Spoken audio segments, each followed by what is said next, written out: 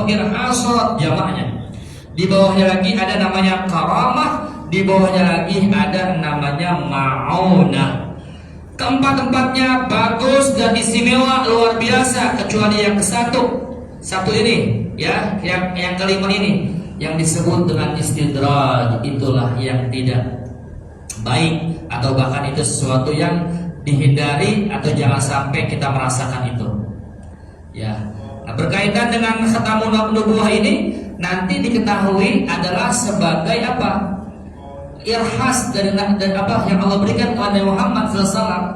Karena waktu itu Nabi Muhammad belum diangkat sebagai seorang nabi, apalagi sebagai seorang rasul, belum. Nah, maka di sini disebutnya tanda-tanda kenabian Nabi Muhammad. Di antaranya apa? Di antaranya di saat Nabi Muhammad diajak berdagang ke kota Syam oleh pamannya yang bernama siapa? Abu Thalib. Ya, bukan Abu Lahab. Walaupun Abu Lahab juga pamannya. Ya, kalau Abu Janda bukan itu. Ya, Abu Thalib diajak pedagang ke kota Syam. Ini ketemu dari jauh ada seorang pendeta, kalau bahasa kita ini ahli kitab. Ya, sekali kitab ini maksudnya maaf ya, dia beragama Nasrani tapi benar-benar berpegang teguh kepada kitab agama Samawi. Di situ diceritakan bagaimana ciri-ciri tanda seorang nabi akhir zaman. Ya, tanda-tanda nabi akhir zaman itu seperti apa tandanya? Nah, di antaranya dalam kitab tersebut itu nabi ya, sebelum dia jadi nabi sekalipun, bahkan dari usia kecilnya dia tidak pernah merasakan panasnya matahari, Pak. Jadi kemana beliau berpergi, walaupun mungkin di bawah terik panasnya matahari, di bawah gurun pasir, beliau gak kepanasan karena ada awan yang selalu mengikuti beliau. Kalau begitu enak juga kita ya, nggak begini mukanya, nggak kepanasan. Nah, itu diantaranya. Nah, diantara yang yang kita bahas pada bab ini adalah adanya tanda ciri kenabian beliau. Apa diantaranya? Kita lihat dalam hadis yang pertama. Bismillahirrahmanirrahim. Allahumma shalli ala sayyidina Muhammad wa ala sayyidina Muhammad. Babu ma jaa fi khatamin nubuwah. Kata khatam sendiri ada dalam Al-Qur'an surah Al-Ahzab. Kata Allah, "Ma kana Muhammadun aba ahadin min rijalikum walakin Rasulullahi wa khataman nabiyyin." Khataman nabiyyin disebutkan itu dalam Al-Qur'an surat Al-Ahzab. Ya, apa makna khatam itu sendiri? Ya, khatam bisa berarti stempel, cap, tanda yang mana itu nabi mendapatkan stempel sebagai nabi terakhir yang tidak mungkin ada lagi nabi setelah beliau. Itu maksudnya, Pak. Ya. Walaupun dulu orang-orang Yahudi Nasrani mereka berharap nabi yang dimaksud, nabi akhir zaman ini, nabi produk itu dari golongan mereka yang jalurnya nyambung kepada Nabi Ishak. Tetapi Allah berbeda rencana. Allah punya keinginan. Jadi bahasanya begini, manusia punya program, manusia punya rencana, tapi Allah punya kehendak, gitu kan? Nah, itu yang dikehendaki Allah. Maka mereka orang-orang Yahudi yang dulunya ngebanggain bakal nanti ada seorang nabi akhir zaman, kemuliaannya begini disebutkan apa tuh? Orang-orang Yahudi dulu tuh mereka ahli kitab, mereka tahu betul ciri-ciri tentang kemuliaan Nabi Muhammad sebelum Nabi Muhammad lahir. Apa kata Allah dalam Al-Quran? Ya'rifunahu kama ya'rifun abna'ahum. Mereka orang-orang Yahudi dulu sebelum Nabi Muhammad lahir, mereka benar-benar apal betul, mereka betul-betul mengetahui sifat-sifat Nabi Muhammad, ya Nabi akhir zaman yang akan lahir nanti sebelum lahir ya.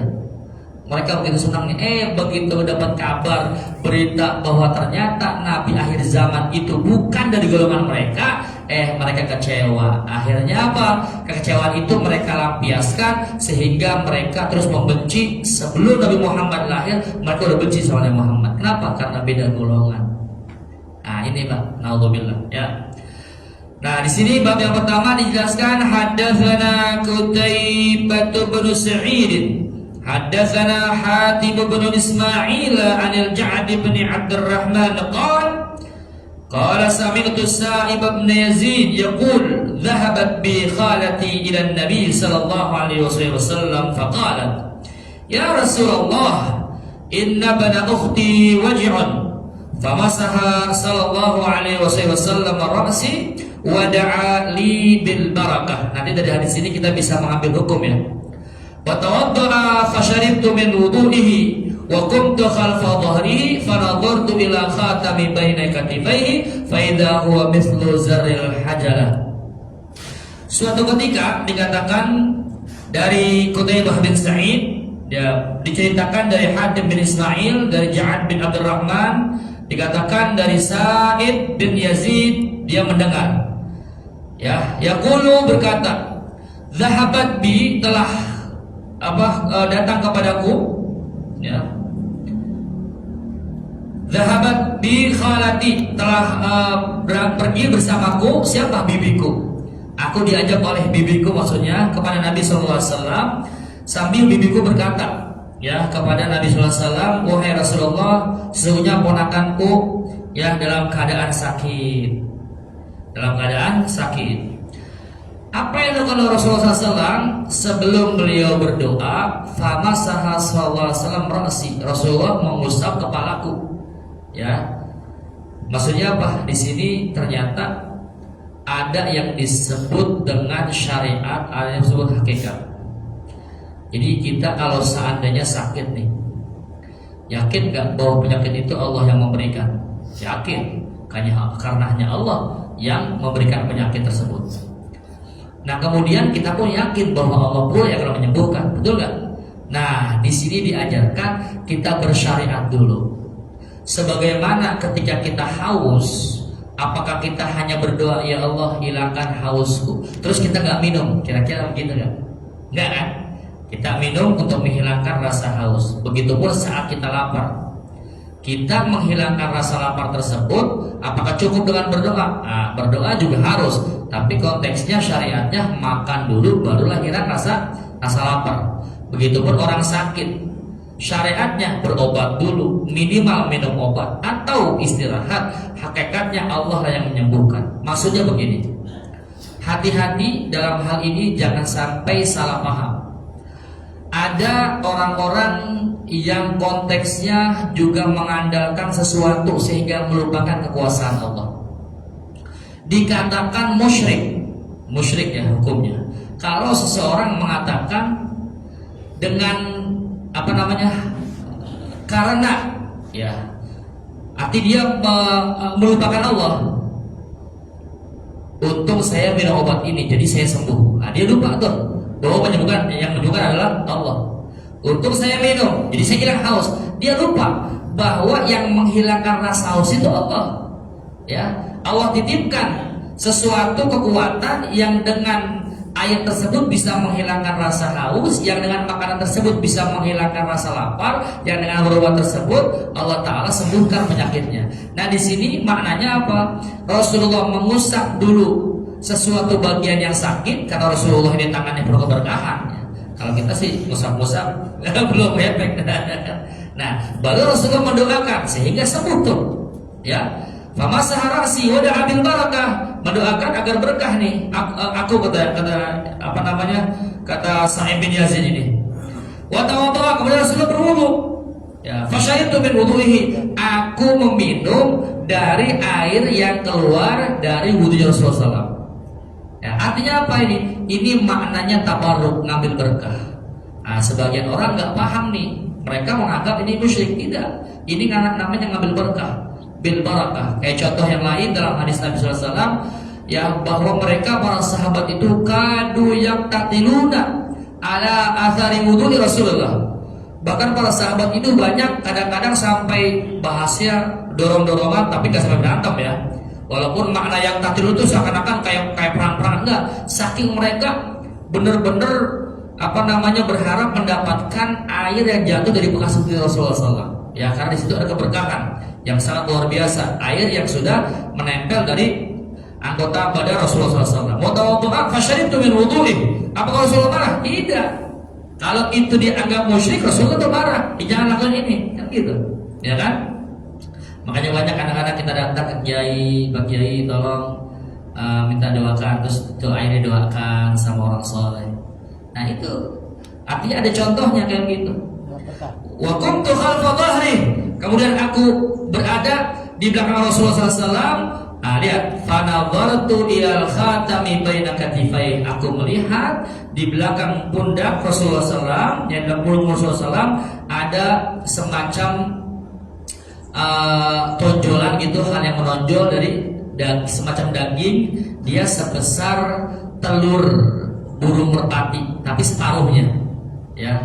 Huwa mithlu zaril hajalah, dia seperti telur burung merpati atau hazalah. Nah itu maksudnya. Maka ketika Buhairah melihat ya rombongan tadi itu, ya Rasulullah bersama para rombongan, ya bersama paman beliau, kemudian mendekati Buhairah, kemudian diundang makan. Ya, kenapa? Buhairah pengen tahu ini siapa di antara mereka yang bakal jadi nabi nih. Namanya irhas lah, ketahuan. Nah, ternyata setelah diteliti ada seorang anak yang dimaksud Rasulullah SAW. Didekati, kemudian dia minta izin sama paman Rasulullah SAW yang bernama Abu Thalib untuk melihat pundak Rasulullah. Ya, apakah ada ya tanda tersebut? Ternyata dilihat ada. Langsung dipeluk Rasulullah oleh Buhairah tadi, dan dia mengatakan kepada Abu Thalib, wahai Abu Thalib, bawalah ponakanmu ini pulang kembali ke kota Mekah, karena dia akan dibunuh oleh mereka orang-orang Yahudi yang sudah tahu tentang kelahiran dia, Muhammad SAW. Setelah apa? Setelah tahu bahwa ternyata Nabi akhir zaman bukan dari kalangan Yahudi. Kemudian hadatsana Sa'id bin Yaqub At-Talqani, hadatsana Ayyub bin Jabir an Simak bin Harb an Jabir bin Samurah qala ra'aitul khatama baina katifai Rasulullah sallallahu alaihi wasallam guddatan hamra'a mithla baydatil amama. Begitupun diceritakan dari Sa'id bin Yaqub At-Talqani, dan diceritakan pula oleh Ayyub bin Jabir dari Simak bin Harb dari Jabir bin Samurah, dikatakan aku melihat ya khatama baina katifai Rasulullah, ada tanda kenabian di pundak atau di punggung Rasulullah SAW, ya guddatan hamra, itu semacam sepotong daging yang berwarna merah seperti telur burung merpati. Ya, itu adalah tanda kenabian Nabi Muhammad SAW, yang mana menunjukkan beliau adalah seorang nabi ataupun seorang rasul. Ya, walaupun beliau saat itu masih kecil, dan menunjukkan bahwa beliau adalah nabi atau rasul akhir zaman. Ada dua hadis yang masyhur. Pertama, kata Nabi, anal aqib fala nabiyya ba'di, aku ini adalah penutup para nabi, maka tidak ada lagi nabi setelah aku. Itu hadis yang pertama. Hadis yang kedua juga hadis masyhur riwayat Imam Tirmidzi, dikatakan inna risalata wan nubuwata qad inqata'at fala rasul ba'di wala nabi. Sesungguhnya risalah itu wahyu, ya, dan kenabian itu sudah terputus setelah aku. Artinya maka tidak ada lagi nabi dan rasul setelah aku, kata Nabi. Nah itu juga mungkin di antara hikmah di mana Nabi Sallallahu Alaihi Wasallam, ya beliau mempunyai anak berapa anak Nabi? 7 ya, 4 perempuan, 3 laki-laki. Yang 3 laki-laki itu qadarullah Allah wafatkan di usia kecil. Ada yang mengatakan itu hikmahnya. Ya kenapa? Nabi Ibrahim aja anaknya dua-duanya jadi nabi, ya kan? Nabi Yakub anaknya pada jadi nabi kan, di antara anak Nabi Yusuf. Masa Nabi Muhammad sebegitu hebatnya anaknya jadi nabi? Nah gitu tuh. Maka diwafat itu ada hikmah di antaranya. Tapi kalau kata sebagian ulama mengatakan justru kenapa Nabi Sallallahu Alaihi Wasallam terlahir dalam keadaan yatim, ya udah tanpa seorang ayah. Jadi waktu beliau masih dalam kandungan ibunya, ayahnya sudah meninggal dunia. Bahkan di saat beliau di usia yang sangat butuh kasih sayang seorang ibu, dalam riwayat usia 4 tahun, dalam riwayat usia 6 tahun, ya berbeda riwayat, ditinggal oleh seorang ibu yang sangat mencintainya, yang sangat butuh kasih sayangnya, ya kan? Lahir tanpa ayah, maksudnya ayahnya sudah meninggal dunia. Kemudian di usia 4 atau 6 tahun, ibu yang sangat dicintai dan mencintai pun meninggal dunia. Saat usia 8 tahun, kakek yang sangat menjadi pelindungnya pun meninggal dunia. Lalu beliau bersama pamannya. Ini menunjukkan bahwa agar Nabi Muhammad cinta kepada Allahnya tidak terbagi kepada cinta kepada keluarganya. Kalau kita Pak, terus terang, kadang-kadang kan urusan, kalau udah urusan buat anak yang lain kalah Pak. Betul nggak? Kerja aja bisa izin hanya gara-gara anak sakit, betul nggak? Coba kalau istri tetangga sakit, nggak bakal izin kan? Apa urusannya? Pas saya izin ke atas, kenapa? Istri tetangga sakit, ngapain? Ya saya mau bantuin Pak berobat. Tapi kalau anak pasti kita bela-belain dah semua, betul nggak?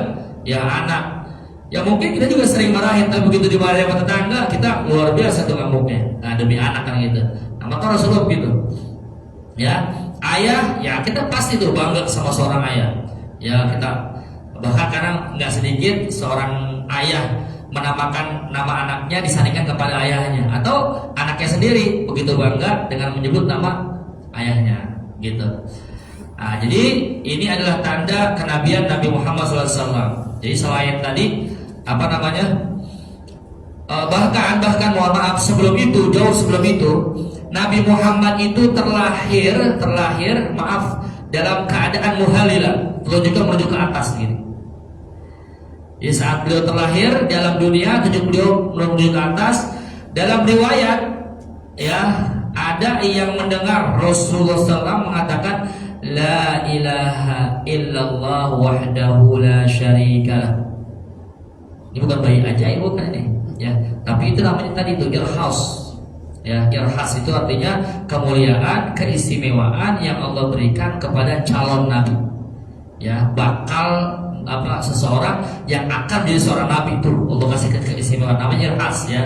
Jadi ada mukjizat, ada irhas. Kalau mukjizat itu setelah jadi nabi baru dikasih tuh. Ya, setelah jadi rasul dikasih. Jadi kalau ada artis bilang nunggu mukjizat, ya sampai nunggu kapan nunggunya? Ya, karena nggak pas buat dia.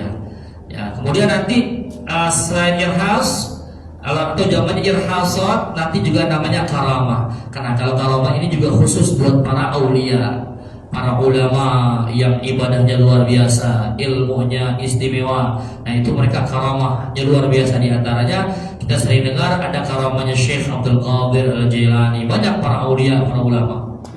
Nah kemudian sekelas kita, kalau kita bisa merasakan sesuatu atau kita menyaksikan nih, banyak kan terjadi kemarin bombardir Gaza, ada anak-anak kecil yang sekian jam atau bahkan sekian hari dia nggak makan nggak minum, kok masih hidup, ya kan? Itu syariatnya kan. Orang-orang dewasa pada hancur lebur, dia selamat. Nah itu namanya maunah tuh, bukan mujizat tuh kan. Maunah apa itu? Pertolongan dari Allah.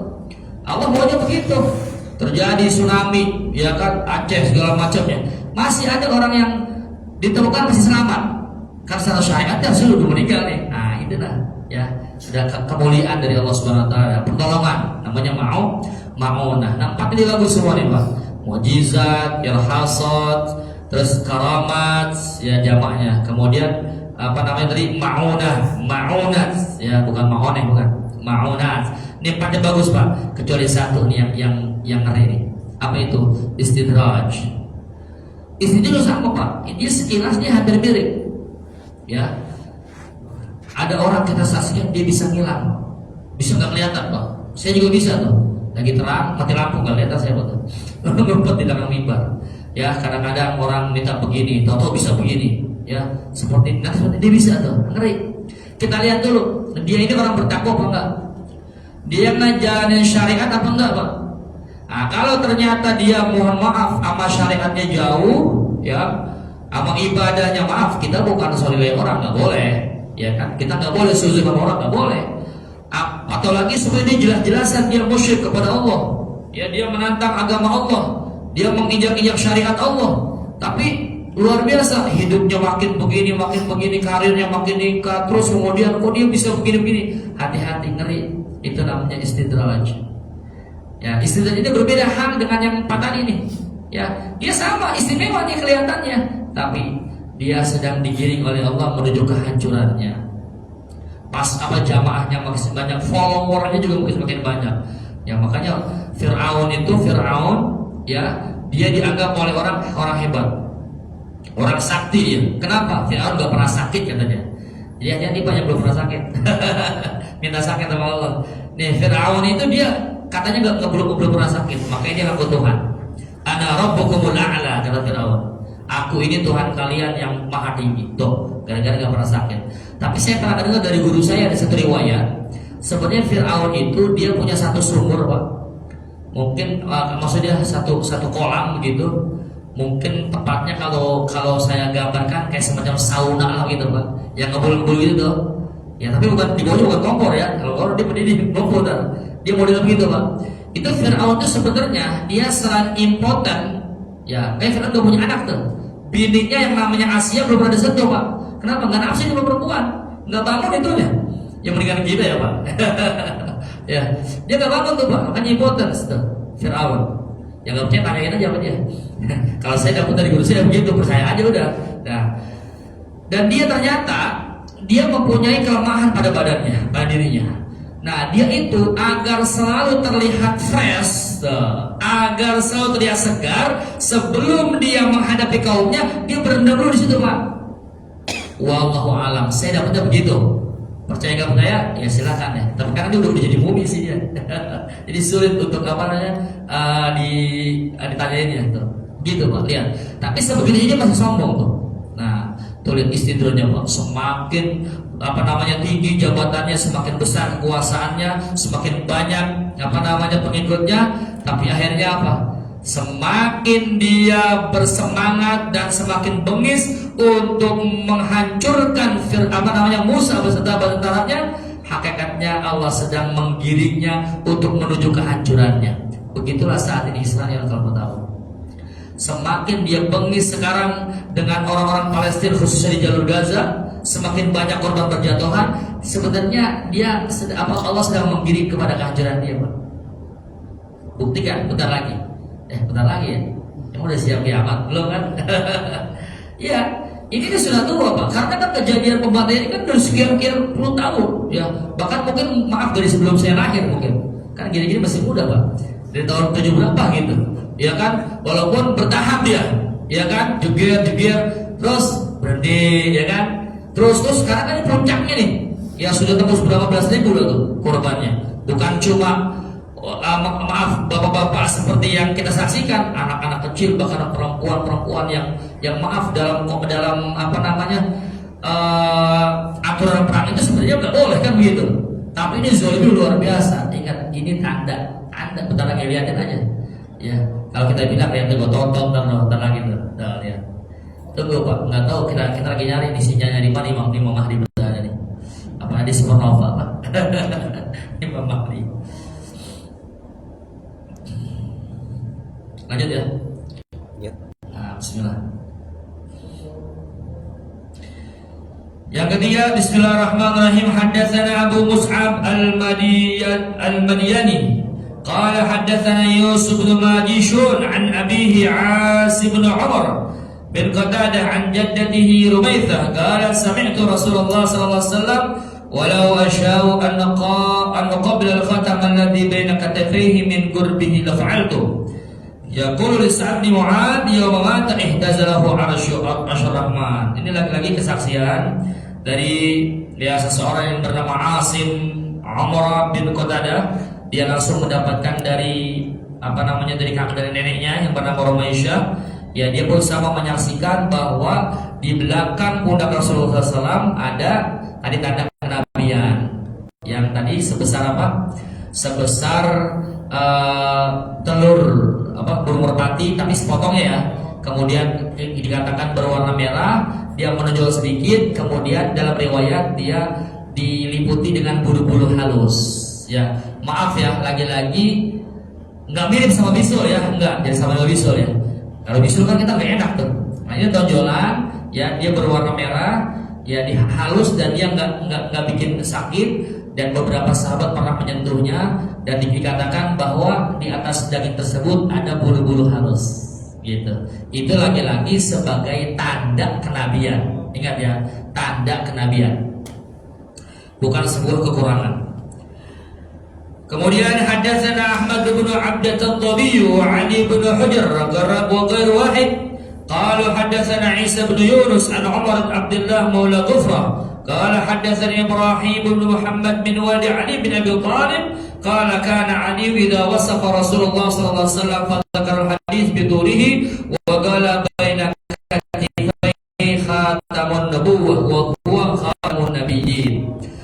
Ya, jadi orang yang paling banyak meriwayatkan ya dalam mensifati bagaimana Rasulullah SAW adalah diantaranya Sayyidina Ali bin Abi Thalib. Beliau adalah keponakannya Rasulullah SAW karena Ali bin Abu Thalib, ya. Ali bin Abu Thalib, Abu Thalib bin Abdul Muttalib, Muhammad bin Abdullah, Abdullah bin Abdul Muttalib, paman, ya. Maksudnya ponakannya nih Ali ini. Bahkan Sayyidina Ali ini adalah orang yang sejak kecilnya satu rumah sama Rasulullah SAW, ya, sudah tinggal bersama Rasulullah SAW. Ya, di sini bukan konteksnya hanya balas budi, ya. Artinya sebagaimana Rasulullah SAW ya dulu pernah ikut bersama paman beliau yang bernama Abu Thalib, dan begitu pun Rasulullah SAW bahasanya ngurusin, kalau kita bilang menanggung, membiayai kehidupan Sayyidina Ali bin Abi Thalib yang pada akhirnya malah jadi menantunya. Itulah Pak. Kalau seandainya di antara kita yang alhamdulillah Allah kasih kelebihan rezeki, ya, rezeki ini kelebihan nggak ya? Alhamdulillah lah, cukup ya, lebih dari cukup ya, dari gaji katakanlah cuma 100 juta ya, masih ada lebihnya lah Pak Iwan kan. Alhamdulillah kita punya saudara, ponakan, atau ya siapalah yang sekiranya butuh tuh ya, kita perhatikan, kita tanggung Pak hidupnya tuh. Ya maksudnya bukan kita sosok tanggung, bukan, ya minimal apa yang jadi kebutuhan dia insya Allah kita penuhi gitu.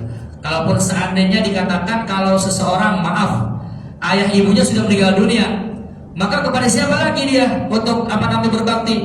Kepada saudara, bahasa di sini kakak atau adik dari ayah atau ibunya. Berarti uak atau bibi. Tuh, itu termasuk di antara bakti sama orang tua tuh. Nah, atau bahkan mungkin tadi ponakan. Kebetulan kita punya kakak. Ya dalam secara ekonomi dia kurang. Ya boleh tuh. Kita angkat, yuk kamu di rumah mamang aja. Semuanya kehidupannya, atau mungkin dia masih sekolah ditanggung biaya segala macam. Nah, itu sudah berarti karena Rasulullah SAW melakukannya. Nah, jadi kita nggak semata-mata bodo amat, rumah dulu gua. Nah, kadang-kadang kan gitu Pak sama saudara. Kita susah aja baru jadi saudara. Ya kan? Nauzubillah min dzalik ya.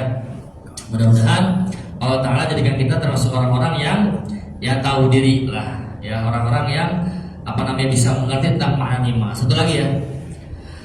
Haddatsana Muhammad bin Bashar, haddatsana Abu Asim, haddatsana Azrah bin Thabit qala haddatsani Ilbah bin Ahmar al-Ashkuri qala haddatsani Abu Zaid. Abu Zaid yang mengatakan, Abu Zaid itu siapa namanya? Amr bin Akhbab al-Ansari. Jadi kita punya kunyah ya.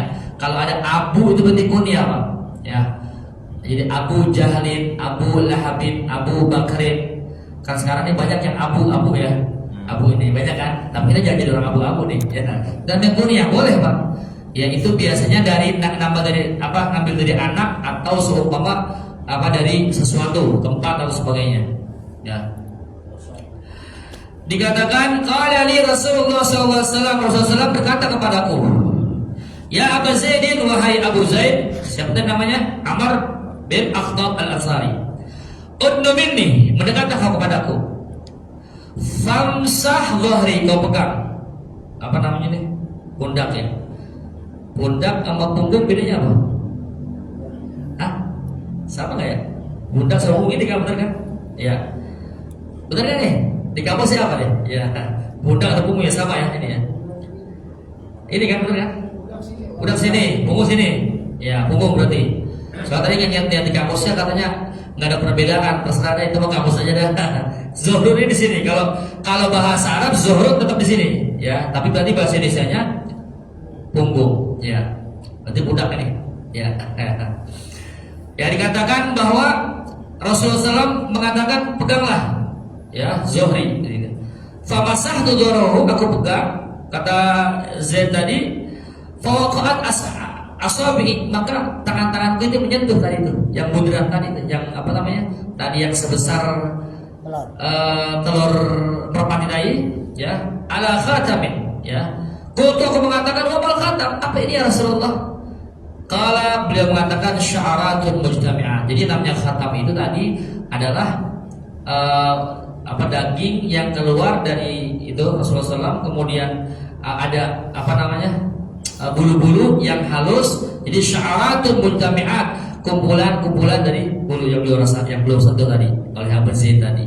Menunjukkan bahwa ini nyata, ini jelas karena kesaksian dari beberapa sahabat yang menyaksikan kesaksian tersebut. Nah, ini sebagai bukti bahwa benarlah apa yang disebutkan oleh kitab-kitab terdahulu, baik dalam kitab Taurat, Injil, Zabur dan sebagainya yang menunjukkan tentang kenabian Nabi Muhammad SAW, sekaligus menunjukkan bahwa beliau adalah nabi penutup, nabi terakhir yang distempel, yang tidak mungkin ada lagi nabi setelah beliau. Jelas di sini? Jadi kalau seandainya ada orang sehebat apapun dia, ya dia hafal 40 juz, kelebihannya 30 juz hafal dia Quran, ya bahkan dia hafal ribuan hadis, dia bisa ngilang, bisa jalan di atas air, dia bisa ngopi, udah biasa ngopi mah, udah biasa makan racun gak ngapa-ngapa segala macam. Dia ngaku nabi, kita wajib gak percaya, ya wajib tidak percaya, gak boleh. Walaupun dia saya ini nabi, ini buktinya. Nah, sebab nanti sebagai penutup nih, Dajjal itu Pak, nanti Dajjal itu dikasih kesaktian sama Allah. Sakti dia Pak. Jadi di mana kata Dajjal ada orang, ya seumpama Dajjal dia pengen nih, ya menurunkan hujan. Kata Dajjal, wahai langit turunkan hujan, turunkan hujan tuh. Ya nggak punya, nanti saksiin aja kalau ketemu. Kalau dia berhenti Pak, hujan tadi. Ya, bahkan kata Nabi, khususnya kalau nanti kalian mendengar ada Dajjal lagi berkunjung ke tempat masing-masing, kata Nabi, kurunglah, ikat bila perlu anak-anak perempuan kalian beserta istri-istri kalian. Kenapa? Karena perempuan itu lebih mudah tergoda, tidak mudah sangat mudah terpesona untuk perempuan. Dan perempuan nggak boleh lihat jadi sedikit Pak, hati-hati, nggak boleh ada yang lihat bening sedikit, udah glowing aja tuh lihat. Sekalipun kata Nabi, ini perempuan kalian ini orang yang bertakwa. Maaf, istrinya sebagai ustazah, anaknya pun semuanya ustazah nih.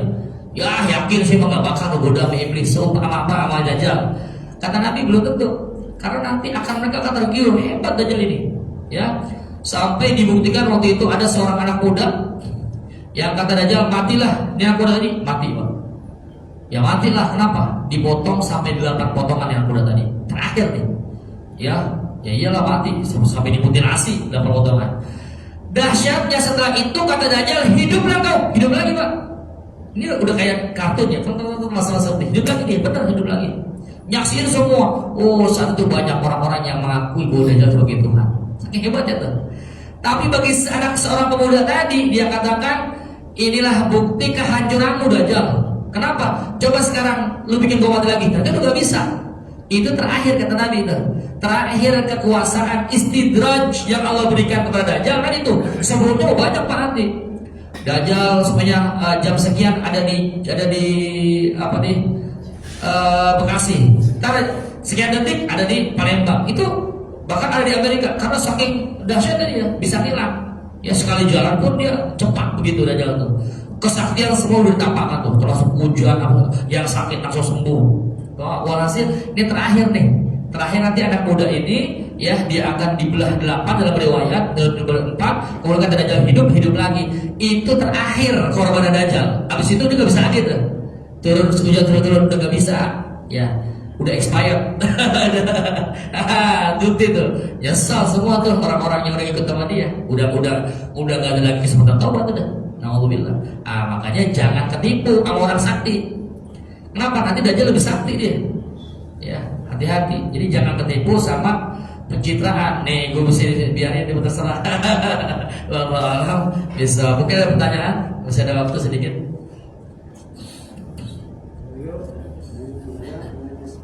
Haji Daryo. Mungkin mau nanya. Ya, saya gacor. Yo.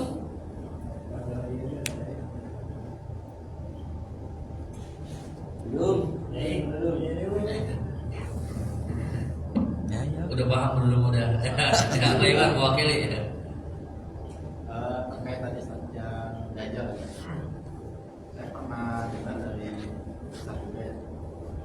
Jadi kata Rasul kan salah satu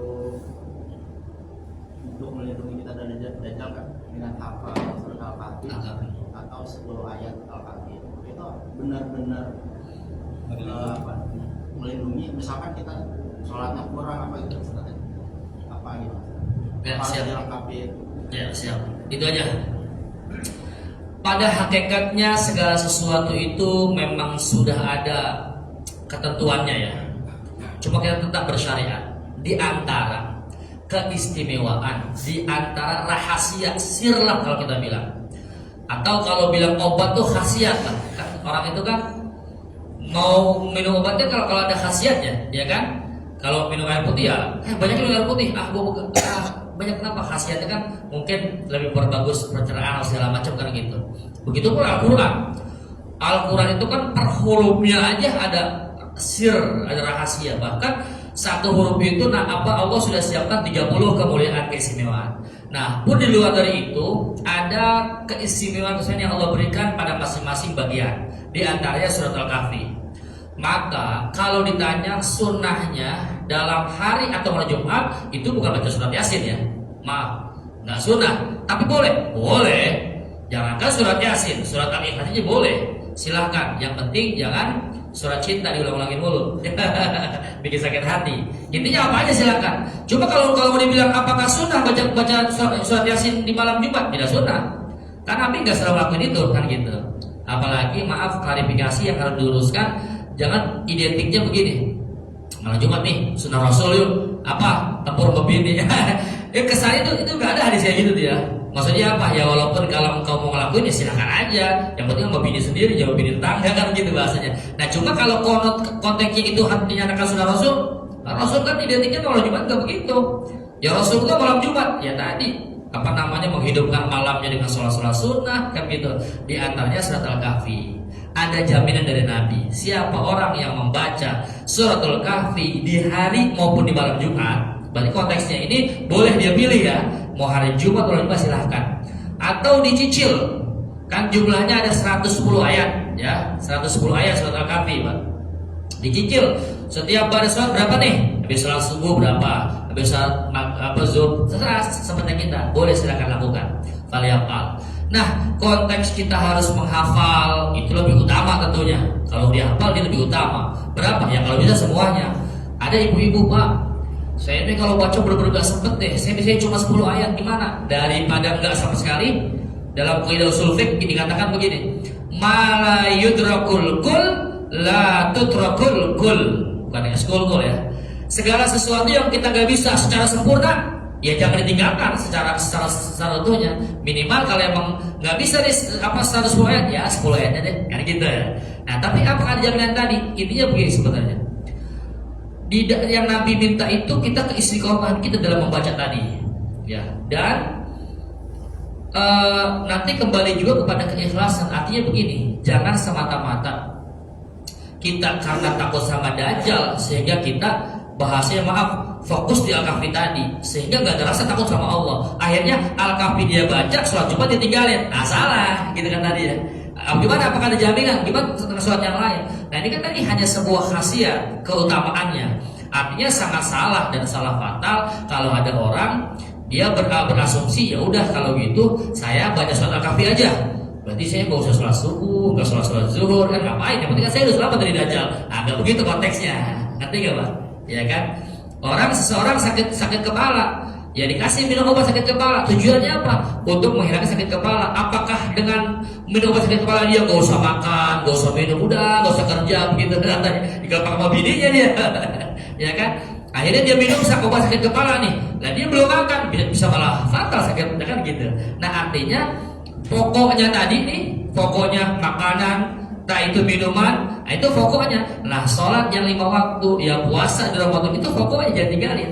Nah soal tadi dia rutin membaca surat Al-Kahfi, dia rutin membaca sholawat, dia rutin membaca istighfar, bahkan dia juga rajin puasa Senin Kamis. Nah itu hanya sebagai ibadah sunnah tambahan buat dia yang nanti pasti Allah beri keistimewaan.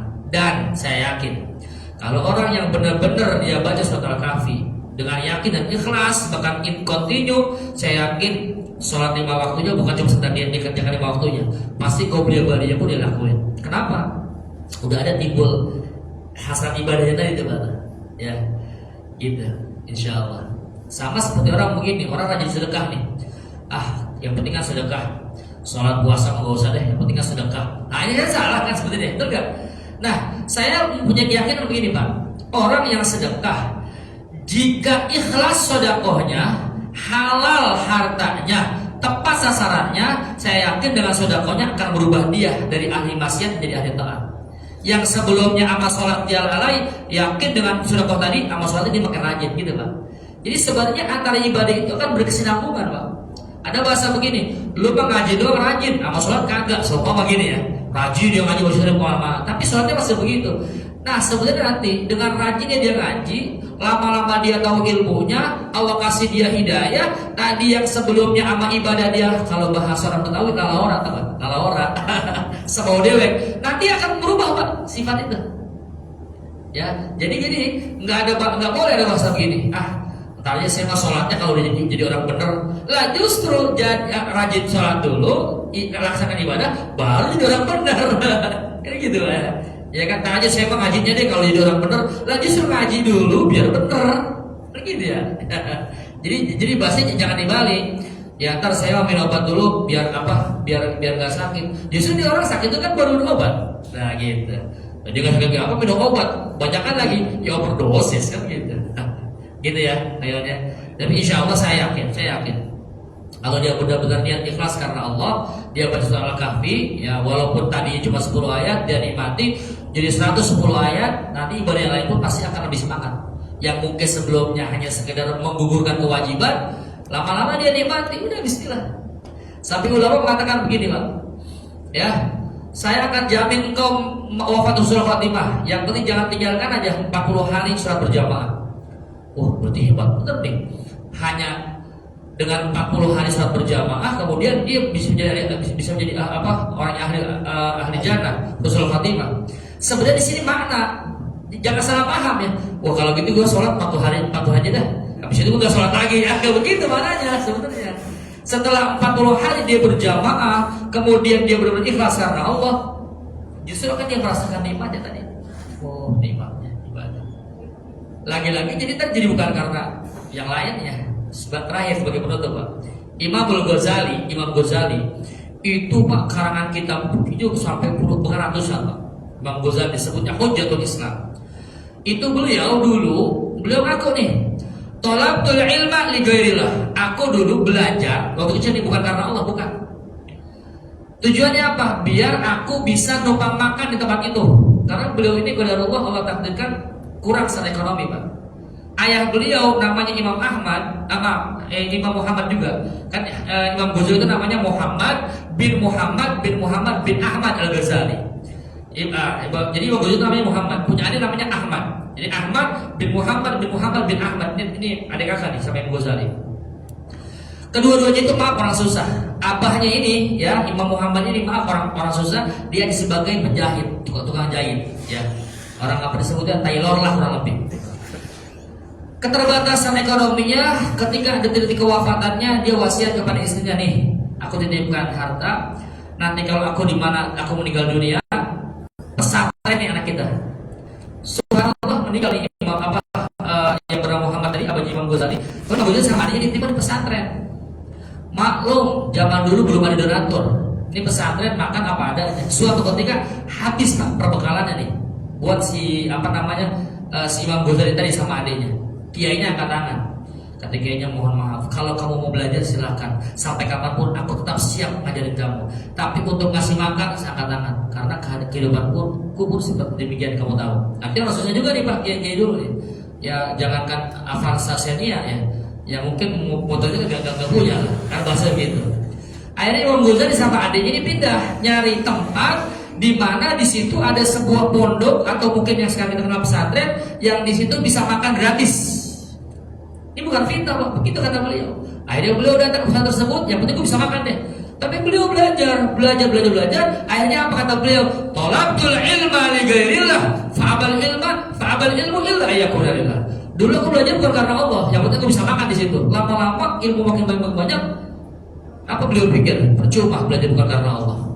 Kalaupun aku bukan karena niat makan, tapi makan Allah sudah Allah jamin. Akhirnya apa? Aku niatkan bertemu karena Allah. Luar biasa, beliau rezekinya luar Allah kasih keluasan rezeki, ya bahkan beliau menjadi orang alim, diberi gelar Hujjatul Islam, Al-Imam Muhammad bin Muhammad bin Muhammad bin Ahmad Al-Ghazali. Maknanya apa, Pak? Kalau kita merutinkan satu amal ya ibadah, mungkin dulunya bukan karena Allah, tapi lama-lama dengan ibadah tersebut merubah keadaan kita, gitu kan? Awalnya sih nggak mau majlis taklim, cuma nggak enak aja gue mertua, jadi gue ngaji kan. Lama-lama enak juga ngaji ya. Biasanya kan kita kalau ikut pengajian kan, karena bisa ngaji biasanya berapa berkat ya. Ya insya Allah kita di sini juga ngantri kan. Nah ini ya semuanya kalau karena Allah semuanya nanti bakal Allah buka. Ada nikmat di situ, gitu. Ya itu bayangannya. Cukup ya. Yang satu. Ya demikian karena juga mau waktu istirahat. Kalau kelamaan, ya mudah-mudahan kita bisa berjumpa nanti di Kamis yang akan datang kalau nggak salah tentang kajian tafsir ya Al-Fatihah. Mudah-mudahan Allah izinkan dengan ridhonya, Allah mudahkan segala urusan kita, Allah beri kita sehat walafiat, dan yang pasti kabar gembira selalu buat kita, Pak. Kenapa orang yang mau duduk majelis ilmu paham atau tidak paham, diamalkan ataupun tidak, dia udah dapat kabar gembira. Apalagi dia mau mengamalkan. Insya Allah subhanakallahumma bihamdika asyhadu an la ilaha illa anta astaghfiruka wa atubu ilaik. Wassallallahu ala sayyidina maulana Muhammadin wa alihi wasallam walhamdulillahi rabbil alamin. Hakada minni. Wassalamualaikum warahmatullahi taala wabarakatuh. Waalaikumsalam.